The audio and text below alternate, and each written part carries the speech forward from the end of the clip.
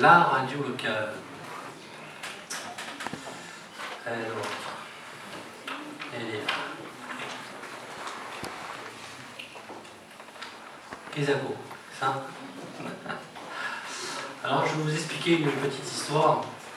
Je vais être quand même assez bref. La radio locale, association culturelle varoise, mais avant ça s'appelait Association culturelle varoise Bossétane. Cette radio est née en 1982, 83, je ne me rappelle plus. Et elle a été d'abord sur Bandol, et après elle est venue bosser pendant quelques années. Donc cette association faisait travailler des bénévoles. Il y avait un cœur culturel, les studios étaient ici, et puis au fur et à mesure des années, la radio a grandi, elle est partie à Sifour, de Sifour elle est allée à Bandol. Le maire de Bandol n'en voulons plus, nous allons la récupérer. Voilà, ça va être tout simple. Donc, pour vous expliquer, je vais faire venir le directeur-président de l'association qui doit être par là, Pascal Espinosa.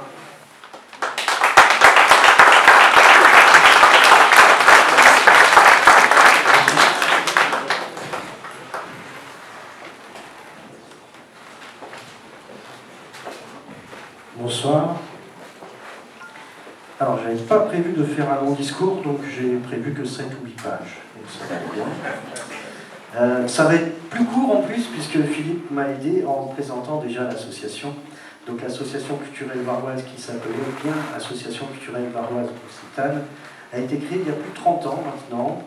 On a d'énormes souvenirs ici au Bossé, où on est resté facilement 9 ans, au boulevard Chanzy, au-dessus de l'auberge de l'Estagnon, pour ceux qui connaissaient. Et on a découvert cette passion de la radio, puisqu'à l'époque, c'était le début des radios locales, c'était pas ce qu'on connaît maintenant au niveau radio. Et donc, on a fait un petit parcours avec des jeunes bossétans, avec une zone d'écoute qui a démarré toute petite, qui maintenant, bien grâce aux technologies, au DAB+, qui va remplacer la FM à terme, permet à notre radio locale d'émettre sur tout l'ouest varois, mais également sur l'ensemble des Bouches-du-Rhône, puisque nous avons en tout 4 émetteurs. Et nous couvrons à l'heure actuelle une population d'à peu près 1 600 000 habitants. Donc ces 1 600 000 habitants, eh bien, ils vont permettre, je l'espère, au Bossé de poursuivre sa communication, parce que la communication se fait déjà en interne, très bien, certainement, mais grâce à l'appui de la radio locale, eh bien, on va pouvoir diffuser de nombreuses informations aux Bossétans, mais également à l'extérieur du Bossé, pour faire venir du monde au Bossé quand il y a des animations ou des choses intéressantes. Ça, c'était la première chose dont je voulais vous parler. On souhaite donc promouvoir la commune sur l'ensemble de notre zone d'écoute, de l'information locale, de l'information culturelle, sportive, l'annonce des événements, l'annonce des animations, mais également quelque chose d'important pour nous, ça faisait partie de notre projet que nous avons présenté, c'est la partie message d'intérêt collectif. Je veux parler à ce niveau-là du kit d'urgence. Souvent, on voit dans les communications de l'État, on vous parle, souvent à la préfecture, d'un kit d'urgence qu'on doit avoir s'il y a un problème. Et vous verrez que dans ce kit d'urgence, qu'est-ce qu'on trouve? Un poste de radio FM avec des piles dedans. Pourquoi? Parce que s'il y a une situation de crise, on l'a connu dans les Alpes-Maritimes à un moment donné où pendant plusieurs jours, vous n'avez plus de courant, on a des inondations, on a des catastrophes, on peut avoir des tremblements de terre sur la région. Eh bien, la radio, on va pouvoir l'avoir avec nous sur place, partout. Elle rentre dans tous les foyers, elle n'a pas besoin d'énergie si on a ce système-là. Elle va toucher les personnes âgées, les personnalités, tout un tas de gens qui vont pouvoir avoir une information rapide grâce aux technologies d'aujourd'hui, puisque maintenant on peut émettre de n'importe où, n'importe quand grâce à l'accès Internet ou à les 4G. Ça, on n'avait pas ça à l'époque quand on a créé la radio. Donc sur des moments d'urgence, on peut rapidement donner une information en plus de ce que la commune pourrait communiquer envers vous. Ça, c'était la partie vraiment importante au niveau communication. La jeunesse, eh bien, c'est la participation à ce que l'État a créé il y a quelques années qui s'appelle l'éducation aux médias et à l'information. Ça permettra bien de présenter le média radio, audiovisuel, que ce soit radio ou même vidéo, pourquoi pas, aux jeunes, leur apprendre ce qu'est une radio, comment on diffuse de l'information, comment on se fait sa propre opinion en écoutant plusieurs réseaux d'informations différents, en pouvant accueillir des stagiaires, ce qu'on fait déjà, de la formation et leur apprendre même comment fonctionne une radio, comment on branche les câbles, comment on utilise le matériel. Enfin, je voulais terminer, s'il vous plaît, en vous donnant cette information concernant les commerçants, parce que c'est important pour nous aussi. La radio, bien, c'est de la communication pour les gens, mais c'est également quelque chose qui permet d'aider au commerce de proximité, et on tient vraiment à pouvoir promouvoir le Bossé pour attirer de nouvelles personnes ici et aider ce commerce de proximité qui en a bien besoin. Merci.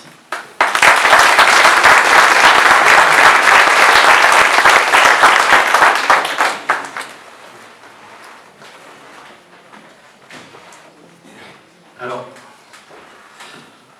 vous allez me dire, qu'est-ce qu'elle peut faire la mairie?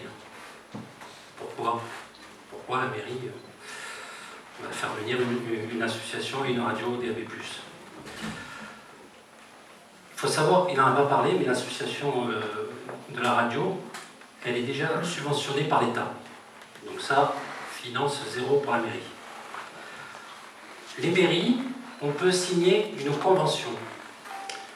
Donc il n'y a aucun problème de convention avec une association de radio locale. Et cette convention peut prévoir la mise à disposition d'un bureau, ce qui va être le cas, d'un bureau municipal, et des engagements éditoriaux, information locale et la neutralité, bien évidemment. Alors vous allez me dire, aujourd'hui il y a Facebook, il y a Insta, enfin, il y a tous ces réseaux. Oui, il y a des réseaux, mais la radio en DAB+, il vous l'a dit, c'est presque 2 millions de personnes, et il faut absolument faire venir, rayonner le Bossé, il faut absolument faire venir le monde de l'extérieur. Quand il y a les manifestations que les associations font très bien, je pense à Fight Pétard, ou l'association des commerçants avec mon petit vin blanc, le canon de rouge, la Sainte-Éloi, il faut absolument refaire venir du monde. Sinon, nos commerçants vont complètement disparaître, et là, pour de bon, le Bossé sera vraiment une ville dortoir, et on ne le veut absolument pas. Donc voilà, c'est surtout ce que je voulais vous dire. Au niveau des finances mairie, ça nous coûtera zéro, ou quasi. Merci.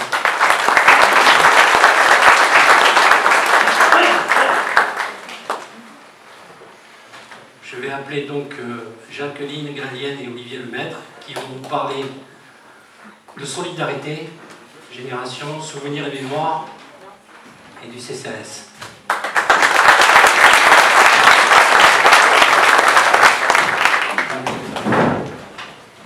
Bonsoir à tous et à toutes. Enfin, à toutes et à tous, c'est bien. Alors, la solidarité et action sociale. La solidarité ne doit jamais être un mot. Elle doit être une organisation efficace. Nous renforcerons pleinement le rôle du CCAS pour qu'il devienne un véritable pilier de proximité.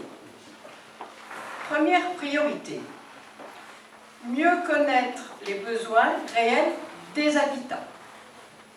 Nous mettrons en place une analyse régulière des besoins sociaux afin d'adapter des actions municipales aux réalités du terrain et non l'inverse.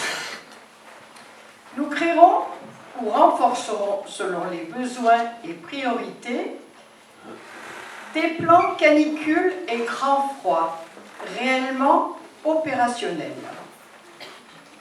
Un recensement actualisé des personnes isolées et vulnérables. L'idée est simple. Protéger les plus fragiles, c'est notre rôle, c'est notre devoir. Personne ne doit rester seul face à une difficulté. Nous développerons aussi des moments simples mais essentiels. Repas solidaires, événements conviviaux, activités entre les associations. Parce que lutter contre l'isolement commence souvent par une chose très simple, recréer du lien humain. Et pour les personnes âgées ou isolées, nous étudierons la mise en place d'un service de livraison de médicaments et d'aide à domicile en partenariat avec les acteurs locaux. Ce sont des mesures concrètes, parfois discrètes, mais elles changent réellement la vie quotidienne.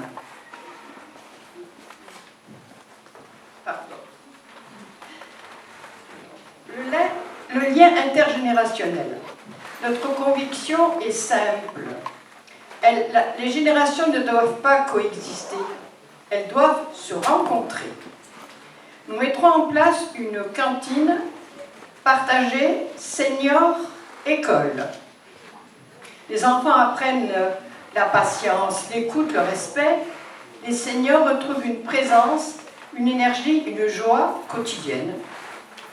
C'est du lien.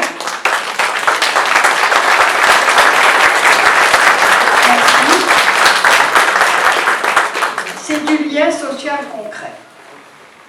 Imaginez des enfants qui déjeunent avec des aînés, des discussions, des sourires, tout simplement un bon moment. C'est le Bossé que nous souhaitons. Alors nous vous le proposons. Nous créerons aussi des ateliers mémoire numérique.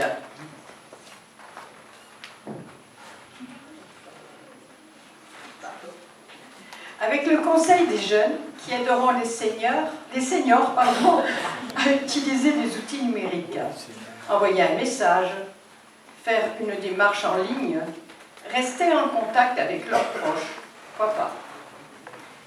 Et en échange, les seniors transmettront leur expérience, leurs souvenirs, leur histoire du Bossé.